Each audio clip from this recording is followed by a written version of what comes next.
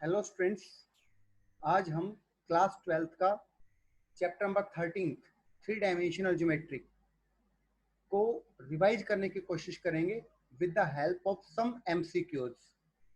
तो देखिए, first question आपके पास है, the perpendicular distance of the point 6,8,9 from X Y plane is. अब एक्स वाई प्लेन से अगर हम इसकी डिस्टेंस फाइंड आउट करना चाहते हैं तो आप डायरेक्ट याद रख सकते हैं वो क्या होगा, जेड कोऑर्डिनेट, क्योंकि यहाँ पर जेड इसमें नहीं है। तो जेड कोऑर्डिनेट इसका कितना है, 9। तो आप डायरेक्ट आंसर दे सकते हैं यहाँ से 9, यानी कि ऑप्शन नंबर सेकंड इसका करेक्ट ऑप्शन होगा। दूसरा तरीका आप ऐसे फाइंड आउट कर सकते थे कि एक्स वाई प्लेन में कोई, आप इसका फुट ऑफ द परपेंडिकुलर देखिए। तो फुट ऑफ द परपेंडिकुलर क्या होगा एक्स वाई प्लेन में, वहां पे जेड कोऑर्डिनेट नहीं होगा, मतलब 6,8,0 ये इसका फुट ऑफ द परपेंडिकुलर है। अब आप इस पी पॉइंट से और क्यू पॉइंट से इन दोनों की बीच की डिस्टेंस फाइंड आउट कीजिए। डिस्टेंस फाइंड आउट करोगे तो आप ऑब्जर्व करोगे कितना आएगा, 9 आपके पास आएगा। अब हम देखते हैं क्वेश्चन नंबर सेकंड। देखिए, क्वेश्चन नंबर सेकंड में क्या है, यहाँ से क्वेश्चन नंबर सेकंड में आपके पास है यहाँ पे, the foot of the perpendicular drawn from this point on Y Z plane. अभी मैंने आपको समझा वाई जेड प्लेन पे अगर आपको फुट ऑफ द परपेंडिकुलर चाहिए तो वहां पे आपको वाई और जेड कोऑर्डिनेट ही मिलेगा आपको, मतलब 0,3,5। ठीक है, ये आपके पास आ गया फुट ऑफ द परपेंडिकुलर, और किस ऑप्शन में है, ये ऑप्शन नंबर थर्ड के अंदर है। ओके स्टूडेंट्स, अब हम बात करते हैं क्वेश्चन नंबर थर्ड की। तो देखिए, क्वेश्चन नंबर थर्ड में आपके पास क्या रहा है, यहाँ से क्वेश्चन नंबर थर्ड में है यहाँ से, the locus of the point, the locus of the point for which, the locus of the point for which, यहाँ से बोला गया for which x is equal to 0 and y is equal to 0, दोनों के लिए 0। तो आप समझिए x इज इक्वल टू 0 क्या है, ये एक प्लेन है, और उस प्लेन का नाम क्या है, वाई जेड प्लेन। ओके, ये वाई जेड प्लेन है, और y इज इक्वल टू 0 कौन सा प्लेन है आपके पास, ये एक्स जेड प्लेन है। ठीक है, ये आपके पास एक्स जेड है। तो एक ऐसे पॉइंट का लोकस यानी कि रास्ता बताइए जो इस प्लेन पे भी मूव करे और इस प्लेन पर, दोनों पे साथ साथ मूव करे, क्योंकि बीच में कोमा लगा हुआ है, देखिए दोनों के बीच में कोमा लगा हुआ है। तो वो क्या होगा, जेड एक्सिस होगी। ठीक है, वो क्या होगी, जेड एक्सिस। तो इक्वेशन ऑफ जेड एक्सिस इसका लोकस हो जाएगा option number third. Next question की बात करते हैं। देखिए, क्वेश्चन नंबर फोर्थ है, the length of the foot of the perpendicular drawn from the point P है 367 ऑन वाई एक्सिस। तो वाई एक्सिस पे अगर आपको कोई पॉइंट चाहिए, ठीक है, जहां से आप एक डिस्टेंस फाइंड आउट करना चाहते हो, वो भी परपेंडिकुलर की बात की गई है, तो वाई एक्सिस पे कोई पॉइंट क्या हो जाएगा आपके पास, यहाँ से वाई एक्सिस है तो वहां पे सिर्फ वाई का ही कोऑर्डिनेट मिलेगा, मतलब 0,6,0। ओके, अब आप यहाँ से इस पॉइंट और इस पॉइंट के बीच की डिस्टेंस निकालोगे तो 3 माइनस 0 का स्क्वायर, ये तो आएगा आपके पास 3 स्क्वायर, और 7 माइनस 0 का स्क्वायर 7 स्क्वायर। 6 और 6 तो दोनों में सेम है, वो तो 0 जाएगा, तो √58 यूनिट्स जरूर आएगा, इस बात को ध्यान रखेंगे। तो इसी के साथ ऑप्शन नंबर फोर्थ इसका आता है। नेक्स्ट क्वेश्चन की बात करते हैं, क्वेश्चन नंबर फिफ्थ। देखिए, क्वेश्चन नंबर फिफ्थ में क्या कहा गया है, क्वेश्चन नंबर फिफ्थ में है कि एक पॉइंट आपको दे रखा है और आपको ये बताना है कि ये पॉइंट किस ऑक्टेंट में लाई करेगा। तो हमें पता है जब तीन axis, X axis, Y axis, Z axis, हमेशा जब कट करते एक दूसरे को तो 8 रीजन बनते हैं। ठीक है, और उन 8 में से अगर हम फर्स्ट रीजन की बात करें तो उसमें सारे पॉजिटिव होते हैं। अगर मैं सेकंड रीजन की बात करूं तो सेकंड रीजन में क्या होता है, एक्स नेगेटिव होता है, X negative, Y positive and Z is positive. Okay students, आपके पास इस टाइप से कोई ऑक्टेंट के अंदर कोई सिंबल होता है इनके नंबर्स का, तो हम कहेंगे यहाँ पे थर्ड ऑप्शन आएगा। ठीक है, वैसे आपसे इन जनरल पूछ सकता है, जैसे आपको पता है कि फर्स्ट क्वाड्रेंट होता है, ये सेकंड, ये थर्ड क्वाड्रेंट होता है, और ये फोर्थ क्वाड्रेंट होता है। आपको अगर सेकंड क्वाड्रेंट के बारे में बात हो तो माइनस माइनस, सॉरी, यहाँ से माइनस प्लस आता है। ठीक है, थर्ड क्वाड्रेंट की बात हो तो माइनस माइनस आता है, तो आप बता सकते हैं दोनों माइनस को देख के कि थर्ड क्वाड्रेंट में हमारा आंसर जाने वाला है। सिमिलरली ऑक्टेंट के बारे में बात हो तो पहला नेगेटिव और बाकी दोनों पॉजिटिव होता है, आप उसको कह सकते हैं कि सेकंड ऑक्टेंट होगा। ठीक है, अगर किसी को कंफ्यूजन होता आप 11th क्लास से ये देख सकते हैं, 11th क्लास में काफी डिस्क्राइब की हुई इस चीज को।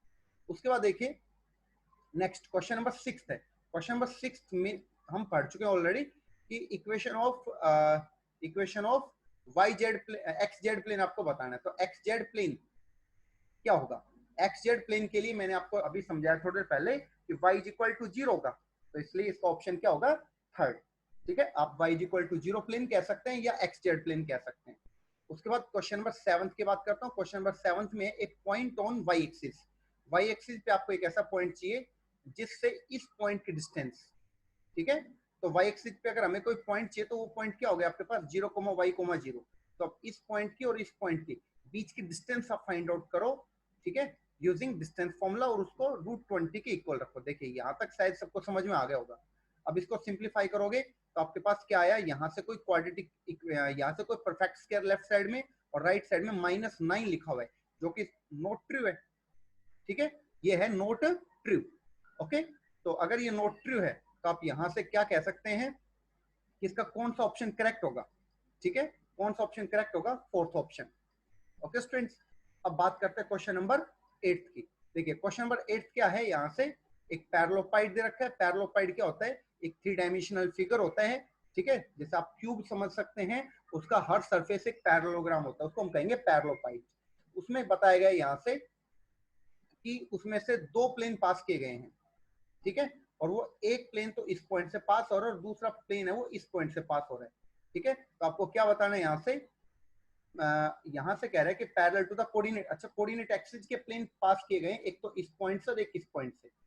2 पॉइंट आपके पास दे रखे हैं, इस पॉइंट से एक कोऑर्डिनेट एक्सिस के प्लेन पैरेलल पास हुआ है और दूसरा इस पॉइंट से एक प्लेन पास किया गया जो कि कोऑर्डिनेट एक्सिस के पैरेलल है। ठीक है, आपने प्लेन पास करवाए हैं, ऐसा करने से एक पैरेललोपाइड जनरेट हो रहा है। अब हमसे पूछा गया लेंथ ऑफ द डायगोनल क्या है, तो देखिए लेंथ ऑफ द डायगोनल क्या होगा, हमने पढ़ा है 8th 9th क्लास में पढ़ा है कि डायगोनल की लेंथ डायगोनल की लेंथ क्या होती है, L square plus B square plus H square. ठीक है, ये हमने पढ़ी हुई है। अगर मैं लेंथ की बात करूं तो लेंथ क्या हो जाएगा, इसका फर्स्ट कोऑर्डिनेट मतलब 2 एंड 6, इन दोनों का डिफरेंस करोगे तो आपके पास 6 - 2 कितना है, -4। तो -4 का स्क्वायर करोगे तो आपके पास 16 आएगा। इसी तरह से b का मतलब आप ब्रेड्थ वहां पे समझते थे, और यहाँ पर हम कह सकते हैं y कोऑर्डिनेट का डिफरेंस। तो y कोऑर्डिनेट का डिफरेंस कितना आएगा आपके पास 4। सिमिलरली z कोऑर्डिनेट का जो डिफरेंस होगा उसको हम हाइट के तरह से कंसिडर कर सकते हैं। तो रूट कितना है, सॉरी आपके पास कितना आएगा 36, और उसके बाद उनका सबका सम करके आप यहाँ से कैलकुलेट कर सकते हैं इसको 2√14, which is option number 2। Next question की बात करते हैं। क्वेश्चन नंबर आपके पास है 9th।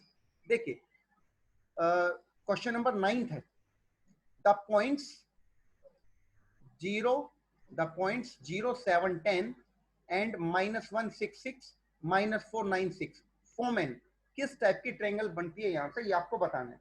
तो ये तो काफी आसान सा क्वेश्चन है। आप यहाँ से A B distance find out कीजिए पहले, फिर बी सी डिस्टेंस, फिर ए सी डिस्टेंस, और हमने ये ऑब्जर्व किया कि यहाँ से 2 डिस्टेंस है वो सेम है।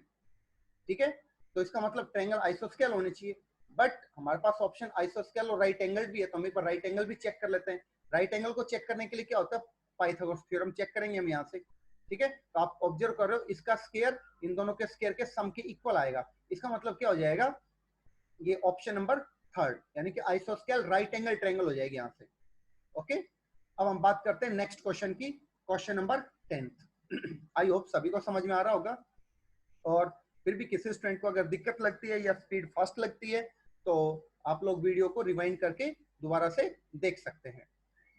उसके बाद देखिए क्वेश्चन नंबर 10th की बात करते हैं। क्वेश्चन नंबर 10th में क्या है, in which ratio the line segment joining these 2 points divided by xy plane। तो सबसे पहले इन दोनों पॉइंटों को, एक लाइन है, ठीक है, यहाँ पर ए पॉइंट है, ये पॉइंट बी समझो यहाँ पर, और यहाँ पर ये कोई एक्स वाई प्लेन है जो इसको ऐसे कट कर रहा है। यहाँ पे कोई पॉइंट सी है जो इसको यहाँ पर k:1 रेशियो में डिवाइड करता है। ठीक है, ये सी पॉइंट है यहाँ से। अब आप क्या करेंगे, ये पॉइंट सी का कोऑर्डिनेट हम यहाँ से फाइंड आउट करते हैं। पॉइंट सी का कोऑर्डिनेट आप इसको समझें सेक्शन फॉर्मूले से, एक के को आप इधर मल्टीप्लाई करते हैं, 1 को इधर मल्टीप्लाई करते हैं ए के साथ, तो आपके पास यहाँ से कोई ये पॉइंट आ जाएगा। लेकिन यहाँ पे बताया गया कि वो एक्स वाई प्लेन है, और एक्स वाई प्लेन का जो कोऑर्डिनेट होता है वहां पे डेफिनेटली जेड की वैल्यू कितनी होती है, 0। तो यहाँ पर जो जेड का कोऑर्डिनेट आया है इसको आप 0 के इक्वल पुट करेंगे और के की वैल्यू फाइंड आउट करेंगे। तो के की वैल्यू 1 आई, तो के की वैल्यू अगर 1 आई तो रेशियो क्या था, रेशियो था k रेशियो 1। तो यहाँ पर k की जगह पे अगर आपने 1 रखा तो आंसर क्या आना चाहिए 1:1, यानी कि ऑप्शन नंबर थर्ड इसका करेक्ट ऑप्शन होगा। उसके बाद हम बात करते हैं नेक्स्ट क्वेश्चन की। क्वेश्चन 11 है, ये भी इसी से मिलता जुलता क्वेश्चन है। In which ratio the line segment joining the points 3, यहां से दे रखा आपको 3,4,10 minus 3,2,5 is divided by X axis. तो सेम इसी तरीके से आप इसको k/1 में डिवाइड करो पहले इन दोनों पॉइंट्स को, ठीक है, सेक्शन फॉर्मूला अप्लाई करके, तो आपके पास ये पॉइंट आ जाएगा। अब उसने बोला है कि ये एक्स एक्सिस से डिवाइड होता है, तो एक्स एक्सिस के ऊपर जो पॉइंट होगा वो कैसा होगा, बेसिकली x, 0, 0, ठीक है, ये कुछ इस तरह से होगा। तो आप समझ रहे हैं y की वैल्यू 0 है एंड z की वैल्यू भी आपके पास 0 है, तो हमने यहां से y का कोऑर्डिनेट और z कोऑर्डिनेट इन दोनों को 0 के इक्वल रख दिया, और यहां से कॉमन वैल्यू अगर हम निकालना चाहेंगे तो k की वैल्यू कितनी आएगी -2। तो -2 अगर k की वैल्यू आई तो यहाँ पर जो k/1 था वहां पे आप 2 पुट कर लेंगे तो 2/1 आ गया आपका आंसर, ठीक है। लेकिन आगे ध्यान रखें क्या लिखा हुआ है एक्सटर्नली, वो एक्सटर्नली किसकी वजह से, नेगेटिव साइन जो आया उस नेगेटिव साइन की वजह से, यहाँ पर जो नेगेटिव साइन आया उस नेगेटिव साइन की वजह से हम यहाँ पर क्या लिख पा रहे हैं, एक्सटर्नली लिख पा रहे हैं, ओके। अगर इंटरनल आता तो उसके लिए यहाँ पे पॉजिटिव साइन आना चाहिए था। नेक्स्ट क्वेश्चन हम पढ़ चुके हैं, देखिए क्वेश्चन नंबर 12 है। यहां से कहा गया है कि रेशियो आपको फाइंड आउट करना है, इन दोनों पॉइंट को डिवाइड करता है क्या, वाई जेड प्लेन। तो देखिए अगेन हम k/1 से सिंप्लीफाई करते हैं, ये आपके पास पॉइंट का कोऑर्डिनेट आएगा, ठीक है, और अगर वो वाई जेड प्लेन है तो इसका मतलब वहां से हमें समझ में आया वहां पे पॉइंट कैसा होगा 0, y, z, कोई इस पॉइंट इस टाइप का हमारे पास कोई कोऑर्डिनेट होने वाला पॉइंट का। तो यहाँ पर हमें समझ में आया कि x की वैल्यू तो 100% 0 होनी है, इसका मतलब आप इस फर्स्ट x की वैल्यू को 0 के इक्वल करेंगे और x की वैल्यू फाइंड आउट करेंगे। तो आपके पास रेशियो क्या था, k/1 था, तो आप कह सकते हैं यहाँ से 3/2/1 आएगा, और आप इसको क्रॉस मल्टीप्लाई करेंगे यहाँ से तो 3/2 आपका करेक्ट ऑप्शन हो जाएगा, ओके। बात करते हैं नेक्स्ट क्वेश्चन की। देखिए नेक्स्ट क्वेश्चन जो है यहाँ पर क्वेश्चन नंबर 13, उसमें क्या है, the length of the foot of the perpendicular drawn from the point 3,4,5 on Z axis.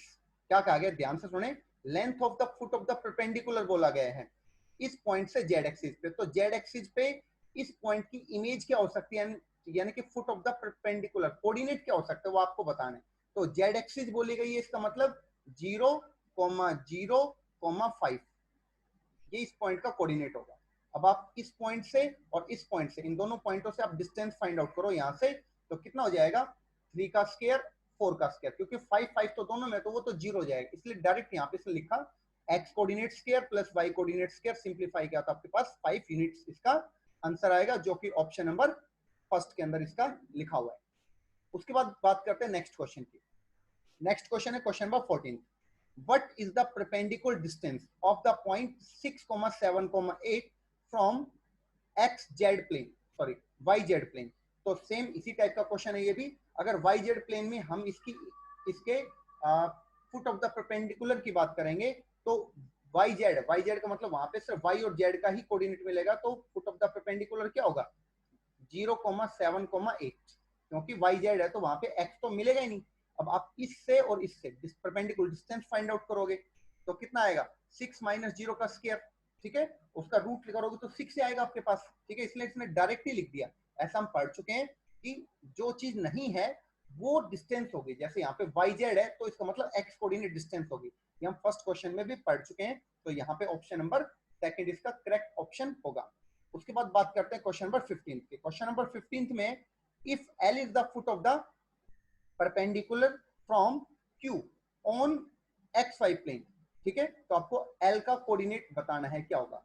तो L का कोऑर्डिनेट क्या होगा, यहां से अगर मैं XY प्लेन की बात करूं तो XY प्लेन में जो कोऑर्डिनेट है वहां पे सिर्फ x और y की वैल्यू ही मिलेंगी, तो पॉइंट आएगा -3,6,0, ठीक है, क्योंकि XY प्लेन है तो वहां पे z की वैल्यू 0 होगी। अगर z की वैल्यू 0 होगी तो हमसे पूछा क्या गया, हमसे पूछा गया फुट ऑफ द परपेंडिकुलर, जिसको बस नाम L दिया गया है, इसका मतलब ये L का ही कोऑर्डिनेट है -3,6,0, और ये ऑप्शन नंबर सेकंड में लिखा हुआ है। ओके, अब बात करते हैं नेक्स्ट क्वेश्चन की, क्वेश्चन नंबर 16। देखिए क्वेश्चन नंबर 16 में है the coordinate of the foot of the perpendicular from the point -3, -4, 5 on YZ plane. ठीक है, तो YZ प्लेन में फुट ऑफ द परपेंडिकुलर पूछा है, इसका मतलब वहां पे Y और Z तो अवेलेबल होंगे, X प्रेजेंट नहीं होगा। तो कौन सा ऑप्शन यहाँ पे करेक्ट ऑप्शन होगा, देखिए ध्यान से। यहाँ पर तो आप 0 लिखेंगे, ठीक है, -4 और 5 एज इट इज रहने वाले हैं, इसका मतलब ऑप्शन फर्स्ट इसका करेक्ट ऑप्शन होगा। उसके बाद बात करते हैं क्वेश्चन नंबर 17 की। अब बात करते हैं इमेज की। अगर आपको इस पॉइंट की इमेज चाहिए किसके अंदर, XY प्लेन में, XY प्लेन में इमेज चाहिए, समझिए ध्यान से। ये आपके पास XY प्लेन है, यहाँ पे कोई पॉइंट लिखा हुआ है कितना, -2, 3, 5। ठीक है, अब इस पॉइंट की इमेज हमें चाहिए, तो यहाँ पे तो क्या आ जाएगा, फुट ऑफ द परपेंडिकुलर, जिसको मैं चलो F से रिप्रेजेंट कर देता हूँ यहाँ से। ठीक है, और उसके आगे मैं इसको डॉटेड लाइन में एक्सटेंड कर रहा हूं यहाँ से, इसको आप यहाँ पे समझ सकते हैं P डैश। तो आपको P डैश का कोऑर्डिनेट चाहिए। तो सबसे पहले आप समझिए यहाँ से कि अगर ये XY प्लेन है, अगर ये XY प्लेन है आपके पास, तो XY प्लेन है तो हमें पहले तो फुट ऑफ द परपेंडिकुलर अगर चाहिए तो वो XY प्लेन है, इसका मतलब वहां पे Z कोऑर्डिनेट को आप 0 कर सकते हैं, -2, 3, 0। ठीक है, -2, 3, 0। अब अगर ये यहाँ पे मैं लिख देता हूं एक बार इसको, इसका आएगा आंसर यहाँ पे -2, 3, 0। ये तो आ गया आपके पास F का कोऑर्डिनेट। अब आपको अगर P डैश का कोऑर्डिनेट चाहिए तो P डैश के अंदर क्या होगा, समझिए ध्यान से, P डैश के अंदर क्या होगा इसका आंसर। देखिए -2, 3 तो यहाँ पे भी सेम था, यहाँ पे भी सेम था, तो प्लेन के बाद भी सेम मिलेगा, क्योंकि आप यहाँ से क्या करना चाहते हैं, डिस्टेंस फाइंड आउट करना चाहते हैं, वो बेसिकली जेड के थ्रू ही कंसिडर होना है। तो जेड चेंज होगा, क्योंकि जेड ऊपर पॉजिटिव था तो इसके नीचे नेगेटिव होगा, या पहले पॉजिटिव था तो बाद में नेगेटिव होगा। तो यहाँ पे जेड की वैल्यू 5 आ रही है, तो आप अब कितना करेंगे यहाँ पे -5। ठीक है, अब आप इसका शॉर्टकट याद रख सकते हैं। शॉर्टकट क्या होगा, अगर XY प्लेन के थ्रू आपसे इमेज पूछी गई है, इसका मतलब X और Y को तो आप सेम रखेंगे, और Z का जो कोऑर्डिनेट है सिर्फ उसी का ही साइन चेंज करेंगे, यहाँ पे 5 था तो -5 लिखेंगे। ठीक है, ऐसा करने से ऑप्शन नंबर सेकंड इसका करेक्ट ऑप्शन होगा। उसके बाद बात करते हैं नेक्स्ट क्वेश्चन की। देखिए नेक्स्ट क्वेश्चन में क्या लिखा हुआ है, यहाँ से नेक्स्ट क्वेश्चन में है question number 8, if the image of the point this in XZ plane is Q। तो Q की इमेज बतानी है, तो आप डायरेक्ट समझिए। अब अगर आपके पास XY प्लेन है तो क्या नहीं है यहाँ पर बेसिकली Y नहीं है, Y नहीं है तो सिर्फ आप Y का ही कोऑर्डिनेट चेंज करेंगे, और Y आपके पास 3 है तो आप कितना लिखेंगे, -3, -4 सेम रहेगा, पीछे 5 था वो भी सेम रहेगा, और सिर्फ Z का जो जो Y का कोऑर्डिनेट है वो ही सिर्फ चेंज होना है। ठीक है, ये मैंने आपको शॉर्टकट भी बता चुका हूं मैं इसका। उसके बाद 19th क्वेश्चन की बात कर रहा हूं, if the extremities of the diagonals of A square, एक स्क्वायर के डायगोनल है, ठीक है, एक स्क्वायर के डायगोनल के एक्सट्रीमिटीज है, तो आपको लेंथ ऑफ साइड बतानी कितनी होगी। ठीक है, तो लेंथ ऑफ साइड कितनी होगी आप समझिए ध्यान से, क्या होगा, लेंथ ऑफ डायगोनल कितनी हो सकते, देखिए अगर आपको ए पॉइंट ये समझ लो, बी पॉइंट ये दे रखे हैं, तो आपसे तो ये डिस्टेंस ही पूछी गई है। अगर वो यहाँ से इसको लेंथ बोल रहा है और कुछ बोल रहा है तो आप क्यों समझ रहे हैं यहाँ से, तो देखिए सिंपल सा कॉन्सेप्ट है कि आपको 2 पॉइंट दे रखे हैं, 2 पॉइंटों पे कोऑर्डिनेट है, ये पॉइंट ए समझो और ये पॉइंट बी समझो, तो आपसे तो वो उसकी लेंथ पूछ रहा है बस। ठीक है, डायगोनल की लेंथ पूछ रहे हैं यहाँ से, लेंथ ऑफ द साइड। ठीक है, अच्छा एक मिनट, वो तो पहले हम डायगोनल की लेंथ निकाल लेते हैं यहाँ से। ठीक है, साइड की लेंथ पूछे हमसे, तो हम डायगोनल की लेंथ निकालेंगे तो कितना आ जाएगा, डिस्टेंस फॉर्मूले से 2√2। अब हमें ये पता है कि ये कितना है, ये भी x समझो इसको। ठीक है, या थोड़ी देर के लिए इसको आप a समझिए, इसको a समझिए, और आपके पास यहाँ से कितना है 2√2 है, और यहाँ पर कितना है 90 डिग्री है, तो आपके पास एक राइट एंगल ट्रायंगल हो चुकी है ये। ठीक है, आपके पास एक राइट एंगल ट्रायंगल हो चुकी है, इसमें आप पाइथागोरस थ्योरम अप्लाई करेंगे, a² + a², ठीक है, इज इक्वल टू 2√2 का स्क्वायर करोगे तो कितना आएगा, 8 आएगा ऑफ कोर्स, तो यहाँ पे हो गया 2a² is equal to 8, and यहाँ से a² इज इक्वल टू 4, तो एक वैल्यू कितनी आ जाएगी, 2 यूनिट्स आ जाएगी, जो कि ऑप्शन नंबर सेकंड में लिखा हुआ है। अगर आप इसका फॉर्मूला याद रखना चाहें तो फॉर्मूला याद रख सकते हैं, √2 मल्टीप्लाइड बाई साइड। उसके बाद बात करते हैं नेक्स्ट क्वेश्चन की। देखिए क्वेश्चन नंबर 19 तक हम कर चुके हैं, अब है क्वेश्चन नंबर 20। क्वेश्चन नंबर 20 में देखिए सिंपल सा क्वेश्चन है, क्या पूछा गया यहाँ से, बिल्कुल बेसिक क्वेश्चन है, बोर्ड के लेवल के क्वेश्चन कह सकते हैं, जेईई मेन लेवल के क्वेश्चन कह सकते हैं, एनडीए लेवल टाइप के क्वेश्चन हम इनको कह सकते हैं। देखिए पी पॉइंट आपको दे रखा है, पॉइंट क्यू दे रखा है और पॉइंट आर दे रखा है, ठीक है। आपसे एंगल पूछा गया, एंगल पी आर क्यू, तो पी आर क्यू एंगल कैसे हम फाइंड आउट करेंगे। देखिए सबसे पहले बिल्कुल सिंपल थ्योरी पे P Q distance find out कर ली, Q R distance find out कर ली, एंड उसके बाद P R distance find out कर ली, ठीक है। और यहां से पाइथागोरस थ्योरम अप्लाई करके देखा, इसका मतलब अगर वो होल्ड करती है तो ये तो एक राइट एंगल ट्रायंगल है, और राइट एंगल ट्रायंगल है, इसका मतलब 90 डिग्री कहां पे बन रहा है, तो PQ इसका क्या होगा, हाइपोटेन्यूज होगा, और PQ अगर हाइपोटेन्यूज है तो PQ का अपोजिट जो होगा वो क्या होगा, R पॉइंट होगा। तो इसका मतलब R जो पॉइंट है वहां पर आपके पास एंगल कितना बन रहा होगा, 90 डिग्री बन रहा होगा, ठीक है। ये सबको समझ में आ गया होगा। इसको आप वेक्टर से भी कर सकते थे, ठीक है, वेक्टर से भी आप कर सकते थे, cos theta is equal to A vector dot B vector, A vector dot B vector upon A vector का मॉडुलस आ जाएगा आपके पास डिनोमिनेटर में, और बी वेक्टर का मॉडुलस आ जाएगा। ऐसा हम कर सकते थे, ठीक है। तो आप ए कैसे बनाते, इस ट्रायंगल को आप समझिए, यहां से इसको अगर हम ए वेक्टर बनाएंगे, क्योंकि ट्रायंगल आपके पास इस टाइप से है कुछ, ठीक है, यहां से ये P है, ये Q है और ये R है, तो आप ए किसको समझते, देखिए पी आर क्यू, हमें ये वाला एंगल चाहिए, ये वाला एंगल चाहिए, तो इस साइड को तो मैंने मान लो ए वेक्टर कंसीडर किया, और इस साइड को आर पी साइड को मैंने बी वेक्टर कंसीडर किया, यहाँ से ये वेक्टर बी है, तो हम ये एंगल फाइंड आउट कर सकते थे यहाँ से। ओके, ये आप सभी को आता होगा ऑलरेडी। नेक्स्ट क्वेश्चन की बात करते हैं। नेक्स्ट क्वेश्चन देखिए, क्वेश्चन नंबर 21। क्वेश्चन नंबर 21 में if origin is the centre, if origin is the center of the triangle with vertices this, then the value of ABCR। तो देखिए काफी आसान सा क्वेश्चन है, अगर आपके पास 3 पॉइंट्स दिए हुए हैं तो आप सेंट्रोइड कैसे फाइंड आउट करते हैं ट्रायंगल का, आप ट्रायंगल का सेंट्रोइड कैसे फाइंड आउट करेंगे, अगर आपके पास 3 पॉइंट्स दिए हुए हैं तो फॉर्मूला आपने पढ़ा हुआ है, देखो x1 plus x2 plus x3 by 3, y1 plus y2 plus y3 by 3, z1 plus z2 plus z3 by 3, ठीक है। तो ये आपके पास x1 y1 z1 है, p का कोऑर्डिनेट, और Q का कोऑर्डिनेट x2 y2 z2, और R का कोऑर्डिनेट x3 y3 z3 है। इनको आप पुट करोगे तो पुट करने के बाद आपको आपके पास ये वैल्यू यहां से आ जाएगी जहां पे मैंने टिक लगाया हुआ है, ठीक है।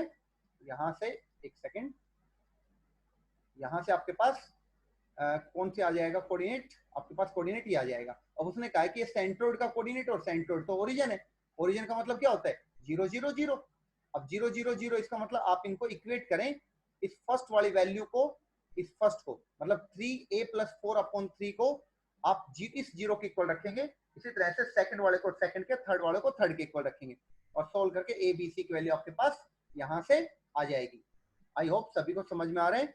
अगर थोड़ा बहुत भी कंफ्यूजन हो तो आप वीडियो है उसको रिवाइंड करके जरूर देखिए। ऑनलाइन क्लासेस का, वीडियो लेक्चर्स का आपके पास सबसे बड़ा फायदा यही है कि आप दोबारा से रिवाइंड करके यहाँ से देख सकते हैं। उसके बाद क्वेश्चन नंबर 22 देखिए, if the 3 vertices of a parallelogram, एक पैरेललोग्राम के 3 वर्टिसेस दे रखे हैं, तो आपसे फोर्थ वर्टेक्स पूछा है। तो देखिए काफी आसान सा क्वेश्चन है, हमें पता है पैरेललोग्राम में होता क्या है। अगर आपके पास एक पैरेललोग्राम है, ठीक है, let us suppose this is a parallelogram, okay, whose coordinates are, let these are a b c and d, okay. तो सपोज डी पॉइंट आपके पास नहीं है तो आप उसको X Y and Z consider कर लो, और ए बी सी आपके पास दिए हुए हैं। हमें पता है कि पैरेललोग्राम की कंडीशन क्या होते हैं, उनके जो डायगोनल्स होते हैं उनका पॉइंट ऑफ इंटरसेक्शन जो होगा, ठीक है, वो क्या होगा, उसको मैं अगर P मानता हूं तो ये मिड पॉइंट होता है दोनों डायगोनल से यहाँ से, ठीक है, और वो सेम होगा। तो पहले हम AC का मिड पॉइंट फाइंड आउट करते हैं, आफ्टर दैट हम BD का मिड पॉइंट फाइंड आउट करते हैं, और दोनों को क्या रखेंगे यहाँ से इक्वल, ओके, यहाँ से दोनों को इक्वल रखेंगे, और यहाँ से अब हम कंपेयर करेंगे 3/5 को x प्लस 1/2 के इक्वल रखेंगे, और यहाँ से सोल्व करेंगे तो हमारे पास x की वैल्यू आ जाएगी। सिमिलरली y के लिए और z के लिए भी आप इसको सोल्व कर सकते हैं, तो आपके पास x y z की वैल्यू जो आएगी उसको हम कहेंगे कि आपके पास D पॉइंट जो है उसका कोऑर्डिनेट आपके पास यहाँ से आ जाएगा। उसके बाद देखिए क्वेश्चन नंबर 23। क्वेश्चन नंबर 23 में क्या कह रहा है यहाँ से, ए point with y coordinate 6, a point with y coordinate 6 lies on the line joining the point this and this. Coordinate of the point R, तो पॉइंट के कोऑर्डिनेट क्या होंगे? तो देखिए काफी आसान सा क्वेश्चन है। सबसे पहले आपके पास ये जो दो पॉइंट दिए हुए हैं इनको आप k/1 में कंसीडर करके सेक्शन फॉर्मूला अप्लाई कीजिए। उसके बाद आपसे कहा गया है कि ये जो कोऑर्डिनेट है ना, यहाँ पर y की जो वैल्यू वो कितनी है, 6 है। इसका मतलब y की वैल्यू तो यहाँ पर ये है 10k + 3/k + 1, उसको हमने 6 के इक्वल रखा। अगर 6 के इक्वल रखा तो 6 के इक्वल रखने के बाद हमारे पास यहाँ से k की वैल्यू आएगी, और k की वैल्यू जो आएगी उसको हम क्या करेंगे, यहाँ से उसको हम यहाँ पर रेशियो में पुट करेंगे। आपके पास रेशियो था k/1, इस k/1 में आप 3/4 पुट करेंगे, तो 3/4 अगर यहाँ पे पुट करेंगे तो आपके पास रेशियो आ जाएगा। लेकिन हमसे तो कोऑर्डिनेट ही पूछा गया है, तो आप डायरेक्ट इस 3/4 को कहाँ पे सब्स्टिट्यूट करो, इस पॉइंट के कोऑर्डिनेट में पुट करो। ठीक है, तो आपके पास 10/7, 6, 10 ये आपके पास इस क्वेश्चन का आंसर आ जाएगा। उसके बाद नेक्स्ट क्वेश्चन 24th क्वेश्चन की बात करते हैं। देखिए क्वेश्चन नंबर 24th में क्या लिखा हुआ दे रखा है यहाँ से। देखिए क्वेश्चन नंबर 24th में है हमारे पास, if the given points A B C points हैं और आपके पास कोलिनियर हैं, तो आपको रेशियो बताना है कि ए है वो बी सी को किस रेशियो में डिवाइड करता है। तो देखिए डायग्राम आपके पास क्लियर है, मैंने बी और सी किनारे पे बना लिया है क्योंकि बी सी का पूछा गया है, तो ए किस रेशियो में डिवाइड करता है ये बोल रहा है। तो हमने यहाँ पे क्या किया, इसको k/1 में हमने सपोज कर लिया और फिर सेक्शन फॉर्मूला अप्लाई किया। तो सेक्शन फॉर्मूला अप्लाई करने से हमारे पास ये आ जाएगा यहाँ से। लेकिन ये बताया कि ये पॉइंट ए का कोऑर्डिनेट है, लेकिन ए पॉइंट का कोऑर्डिनेट तो आपको गिवन है। इसका मतलब फर्स्ट को आप 3 के इक्वल रखेंगे, और जो सेकंड है 8k + 4/k + 1 उसको आप इस 2 के इक्वल रखेंगे। ठीक है, इसी तरह से थर्ड को थर्ड के इक्वल रखेंगे, तो हर जगह से आपके पास k की वैल्यू कितनी आएगी, -1/3। तो 1/3 को तो आप 1/3 कहेंगे, लेकिन माइनस की वजह से मैंने आपको बताया था कि आप क्या कहेंगे, यहाँ से एक्सटर्नली कहेंगे इसको। ओके, अब आप देखिए क्वेश्चन नंबर 25। क्वेश्चन नंबर 25 भी इसी टाइप का क्वेश्चन है। इसमें कहा गया है यहाँ से कि ए और बी आपके पास दो पॉइंट लिखे हुए हैं और वो डिवाइड करता है इस प्लेन से। ठीक है, तो एक लाइन है जो k/1 में k/1 से डिवाइड होता है यहाँ से। ठीक है, अगर k/1 से डिवाइड होता है तो आपके पास एक पॉइंट आ गया। अब क्योंकि ये पॉइंट इस प्लेन पे होगा, क्यों, क्योंकि प्लेन इस लाइन को डिवाइड कर रहा है, इसका मतलब ये पॉइंट जो है जहां पे मैंने टिक लगाया हुआ है ये पॉइंट कॉमन होगा इस प्लेन के साथ। तो x की जगह पे आप इस वैल्यू को पुट करो, y की जगह पे 4k + 1/k + 1 और z की जगह पे कितना 3k + 5/k + 1 को यहाँ पे पुट कीजिए। पुट करने के बाद आपके पास कितना आएगा, k की वैल्यू 1/8 आएगी, और 1/8 आएगी तो आप कह सकते हैं 1/8 इस क्वेश्चन का करेक्ट ऑप्शन होगा, आंसर होगा मतलब। ठीक है, उसके बाद क्वेश्चन नंबर 26 की बात करता हूं। देखिए क्वेश्चन नंबर 26 में लिखा हुआ है यहाँ से, the ratio in which A point और बी पॉइंट है वो डिवाइड होता है XY प्लेन से, एक्सटर्नली डिवाइड होता है। ठीक है, तो किस रेशियो में डिवाइड होता है, तो इस टाइप का क्वेश्चन हम पढ़ चुके हैं। ए और बी पॉइंट आपको दे रखा है, XY प्लेन में k/1 आ गया, आप सेक्शन फॉर्मूला अप्लाई करेंगे, और XY प्लेन है इसका मतलब आपको समझ में आया, यहाँ से Z की वैल्यू कितनी हो जाएगी, 0।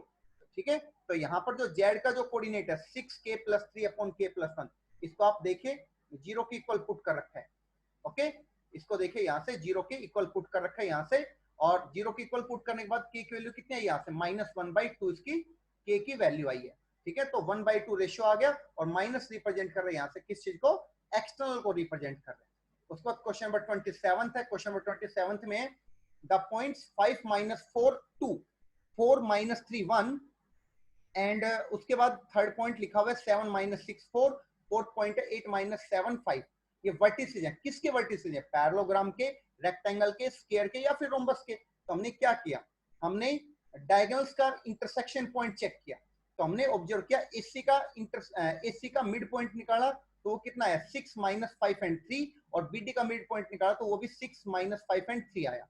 ठीक है, अगर डायगोनल के मिड पॉइंट सेम आते हैं इसका मतलब क्या है, वो कौन कौन सा ऑप्शन हो सकता है, आप समझिए, सोचिए कौन कौन सा ऑप्शन हो सकते हैं। तो पैरेललोग्राम हो सकता है, ठीक है, और क्या क्या हो सकता है वो आप समझिए। लेकिन हमने क्या समझा यहाँ से कि हमने यहाँ पर एक सेकंड, हमने यहाँ पर AC डायगोनल और BD डायगोनल की लेंथ भी फाइंड आउट की। तो हमने ऑब्जर्व किया कि लेंथ ऑफ द डायगोनल है वो सेम नहीं आ रहा, इसका मतलब वो क्या हो जाएगा, एक पैरेललोग्राम हो जाएगा। ओके, उसके बाद नेक्स्ट क्वेश्चन की बात करते हैं। देखिए यहां से जो टोटल थ्योरी है वो 9th क्लास की है और आई होप सभी को ये अच्छे से समझ में आता होगा, पैरेललोग्राम, रेक्टेंगल, रोम्बस, ये सब क्या होते हैं। उसके बाद क्वेश्चन नंबर 28 की बात करते हैं। देखिए क्वेश्चन नंबर 28 में क्या लिखा हुआ है यहाँ से, a line is parallel to X Y Z plane, एक लाइन है जो वाई जेड प्लेन के पैरेलल है। If all the points on the line have equal, क्या चीज इक्वल होंगी वाई जेड प्लेन पे, अगर कोई एक लाइन है वो पैरेलल वाई जेड प्लेन के साथ, ठीक है। तो if all the points on line have equal, तो क्या इक्वल होगा, एक्स कोऑर्डिनेट इक्वल होगा या वाई कोऑर्डिनेट या जेड कोऑर्डिनेट या नन ऑफ दिस।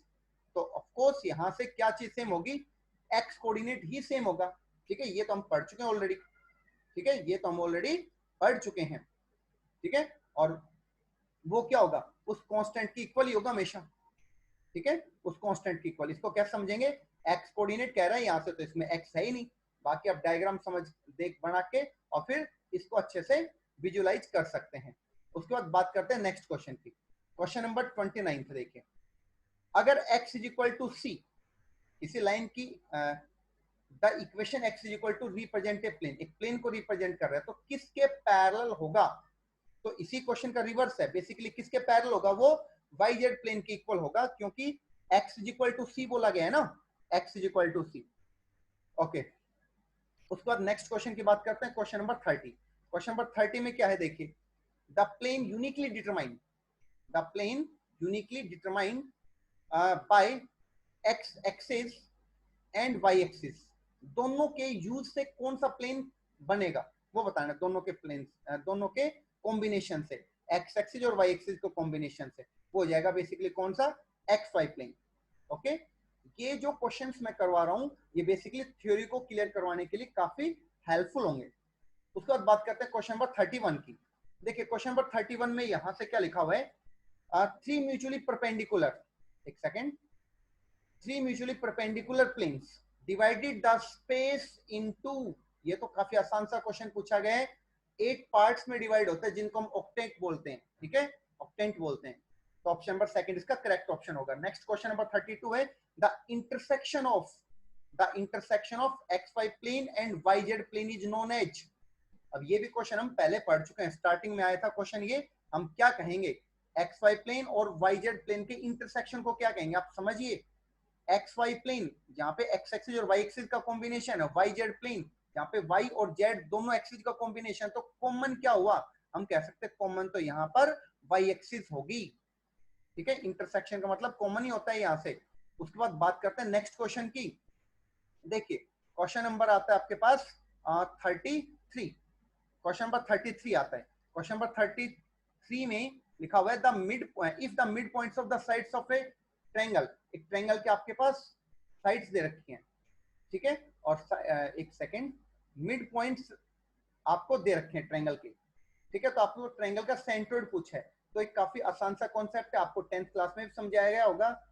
तो क्या कॉन्सेप्ट है, देखिए अगर आपके पास ए बी सी एक कोई ट्रायंगल दे रखी है, आपसे सेंट्रोइड पूछा गया है, तो आप ट्रायंगल के तीनों कोऑर्डिनेट को ऐड कर दोगे, कैसे, अगर इसका x1 y1 z1 है, ये x2 y2 z2, ये x3 y3 z3 है, तो x1 plus x2 plus x3 divided by 3, y1 plus y2 plus y3 divided by 3। अगर यहाँ से ये पॉइंट P है जो मिड पॉइंट है इसका, यहाँ से ये पॉइंट Q है इसका मिड पॉइंट है, यहाँ से पॉइंट इसका R मिड पॉइंट है, और इनको ज्वाइन करने से जो ट्रायंगल बनेगी उसका सेंट्रोइड भी सेम होगा, ठीक है। तो आप यहाँ से ए बी सी के हेल्प से निकाल लें, या फिर पी क्यू आर इनके कोऑर्डिनेट को x1 x2 x3 की तरह समझ के y1 y2 y3 z1 z2 z3 की तरह से डील कर सकते हैं, आंसर फिर भी सेम आएगा। और अगेन इनके मिड पॉइंट को आप फिर से ज्वाइन करेंगे तो आपके पास फिर से एक ट्रायंगल बनते चला जाएगा, सेंट्रोइड तो आपके पास सेम ही रहने वाला है। ओके, आई होप सभी कर लेंगे यहाँ तक। नेक्स्ट क्वेश्चन नंबर 34 है। 34 में the shortest distance from Y axis, Y axis से शॉर्टेस्ट डिस्टेंस क्या होगी वाई एक्सिस से।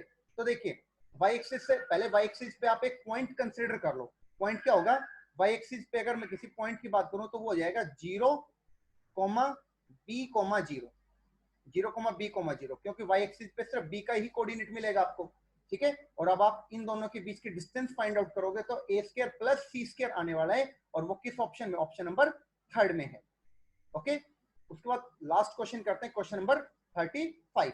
देखिए क्वेश्चन नंबर 35 में क्या कहा गया यहां से, the values of A for which the distance between the point this and this is 5। ठीक है, आपके पास दो पॉइंट दे रखे हैं, एक तो पॉइंट ये है और एक पॉइंट ये है। ठीक है, इन दोनों के बीच की जो डिस्टेंस है वो कितनी है, 5 है। तो दोनों पे डिस्टेंस फॉर्मूला अप्लाई करो, ए और बी पे कितना हो जाएगा, 5 था, यहाँ से दोनों साइड स्केयरिंग के तो 25 आ जाएगा। बिल्कुल 10th स्टैंडर्ड टाइप के क्वेश्चन है, इनको आप सिंप्लीफाई करोगे तो आपके पास ए की वैल्यू कितनी आएगी, -1 एंड 7। तो दोनों वैल्यूज इस ऑप्शन में दे रखी हैं, इसलिए हमारा जो ऑप्शन नंबर 1 है वो करेक्ट ऑप्शन होगा। ओके, तो यहां तक हमने क्वेश्चन नंबर 35 तक क्वेश्चन हमने सोल्व कर लिए हैं। नेक्स्ट वीडियो के में हम क्वेश्चन नंबर 36 से स्टार्ट करेंगे। आई होप सभी को यहाँ तक का बेसिक क्वेश्चंस जो हैं, ये बेसिक क्वेश्चंस हैं, ये सबको समझ में आ गए होंगे। फिर भी किसी स्टूडेंट को कोई डाउट है तो थ्योरी पढ़िए और उसके बाद इन क्वेश्चंस को आप समझने की कोशिश कीजिए। वीडियो को 1 बार 2 बार 3 बार रिवाइंड करके आप दोबारा से समझने की कोशिश कीजिए, क्योंकि क्वेश्चंस काफी आसान है। ओके।